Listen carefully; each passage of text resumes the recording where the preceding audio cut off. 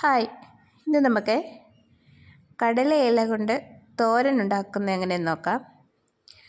ഉത്തരേന്ത്യയിൽ ഈ തണുപ്പ് സമയത്ത് ധാരാളമായി കിട്ടുന്ന ഒന്നാണ് കടലയില. അങ്ങനെ എനിക്കും ഇന്ന് കുറച്ച് ഇല കിട്ടി. വളരെ ടേസ്റ്റി ആയിട്ടുള്ള ഒന്നാണിത്. വളരെ ഹെൽത്തി ആയിട്ടുള്ള ഒരു ഇലയാണിത്. അത് എടുക്കുന്ന കുറച്ച് ബുദ്ധിമുട്ടാണ്, കുറച്ച് സമയമെടുക്കും. കാരണം ചെറിയ ഇല, അതിനകത്ത് പച്ച പുഴുക്കളുണ്ട്.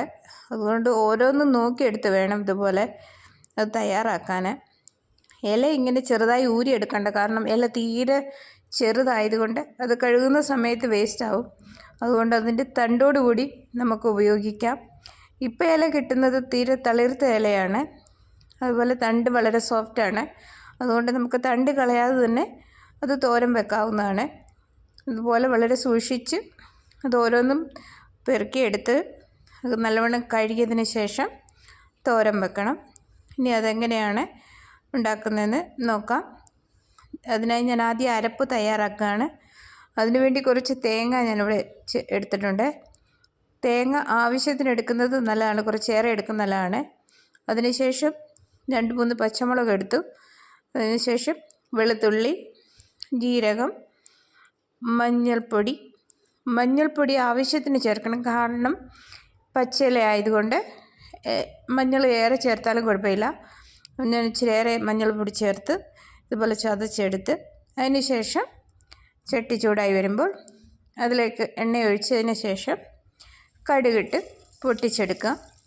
അതിലേക്ക് നമ്മൾ അരിഞ്ഞു വെച്ചിരിക്കുന്ന സവാള ഉള്ളി അല്ലെങ്കിൽ ചെറിയ ഉള്ളി, എനിക്കിവിടെ ചെറിയ ഉള്ളി കിട്ടില്ല, അതുകൊണ്ട് ഞാൻ സവാള ഉള്ളിയാണ് ചേർക്കുന്നത്. അത് ചേർത്ത് നല്ലവണ്ണം വഴറ്റുക. അതിന് ആവശ്യത്തിന് ഉപ്പ് കൂടി ഈ സമയത്ത് ചേർത്ത് കൊടുക്കാം. ഞാനിവിടെ അല്പം ഉപ്പ് ചേർത്ത് കൊടുക്കുന്നുണ്ട്. നിങ്ങൾക്ക് ആവശ്യത്തിന് ഉപ്പ് ചേർത്ത് ഇതുപോലെ നല്ലവണ്ണം വഴറ്റിയെടുക്കുക. നല്ലവണ്ണം വഴറ്റിയെടുത്തതിന് ശേഷം നമുക്ക് കഴുകി വെള്ളം തോരാൻ വെച്ച ഇല കുറേശ്ശെ ഇതിലേക്ക് ചേർത്ത് കൊടുക്കാം. ഇത് കുറേ അധികം ഇലയുണ്ട്, അത് ഇതിനകത്ത് മൊത്തം ഒന്നിച്ച് കൊള്ളത്തില്ല. അതുകൊണ്ട് ഇല ആയതുകൊണ്ട് പെട്ടെന്നത് അവിഞ്ഞ് വരുന്നത് കൊണ്ട് നമുക്ക് കുറേശ്ശെ ഇട്ട് ഇതുപോലെ ഇളക്കി കൊടുത്ത് അതൊന്ന് കുറച്ച് അധികം പറ്റി കഴിയുമ്പോൾ പിന്നെ ബാക്കി വരുന്ന ഇല കൂടെ ഇട്ട് ഇതുപോലെ ഇളക്കി കൊടുത്ത് നമുക്കതിനെ ഒന്ന് വഴറ്റിയെടുക്കണം.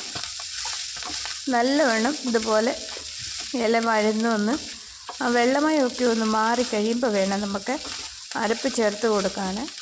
ഇതുപോലെ കുറച്ച് കളറ് ചേഞ്ച് ആകുമ്പോൾ നമുക്ക് മനസ്സിലാകും അത് നല്ലവണ്ണം വഴന്നുവെന്ന്. തണ്ട് ഇതുപോലെ കിടക്കുന്നതുകൊണ്ട് കുഴപ്പമൊന്നുമില്ല. അത് വെന്ത് കഴിയുമ്പോൾ അത് കറക്റ്റ് പാകമാകും. ഇതുപോലെ കുറച്ച് ഇട്ട് കൊടുക്കാം. ഇത് തണുപ്പ് സമയത്ത് ഇവിടെയുള്ളവരൊക്കെ കഴിക്കുന്ന ഒന്നാണ്.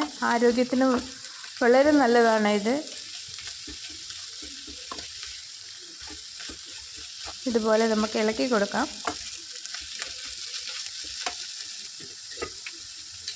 ഇതുപോലെ ഒന്ന് വഴന്നു കഴിയുമ്പോൾ ഇനി നമുക്ക് ചതച്ച് വെച്ചിരിക്കുന്ന അരപ്പ് കൂടി ഒന്ന് ചേർത്ത് ഇതൊന്ന് മൂട്ടി വെക്കണം.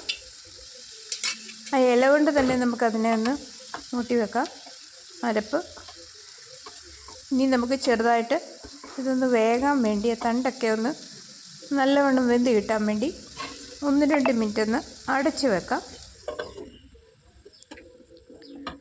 ഇനി നമുക്ക് അടച്ച് വെച്ച് 1-2 മിനിറ്റ് വെന്ത് കഴിയുമ്പോൾ നമുക്കിത് അടപ്പ് തുറന്ന് ഇനി ഇത് നല്ലവണ്ണം വെള്ളം പറ്റുന്നവരെ ഇളക്കി കൊടുത്തുകൊണ്ടിരിക്കണം.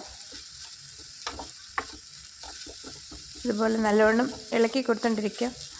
അരപ്പൊക്കെ ആ ഇലയിൽ മിക്സ് ആകുന്നത് വരെ പിടിക്കുന്നവരെ ഒന്ന് ഇളക്കി കൊടുക്കണം. ഞാനിവിടെ തവി ഒന്ന് ചേഞ്ച് ആക്കിയിട്ടുണ്ട്. കാരണം തടി തവി കൊണ്ട് അത് ശരിക്കും ഇളക്കാൻ പറ്റുന്നില്ലായിരുന്നു. അതുകൊണ്ട് ഞാനിവിടെ സ്പൂണാണ് ഉപയോഗിക്കുന്നത്. ഇതുപോലെ സ്പൂണ് കൊണ്ട് ആ ഇലയിൽ അരപ്പെല്ലാം പിടിക്കേണ്ട രീതിയിൽ നമുക്ക് നല്ലവണ്ണം ഒന്ന് ഇളക്കി നല്ലവണ്ണം എടുക്കാം. ഇതുപോലെ വെള്ളമെല്ലാം പറ്റി കഴിയുമ്പോൾ നമുക്ക് ചൂടോടുകൂടി തന്നെ ഇത് ഉപയോഗിക്കാം. ചപ്പാത്തിയുടെ കൂടെയും ചോറിൻ്റെ കൂടെയും.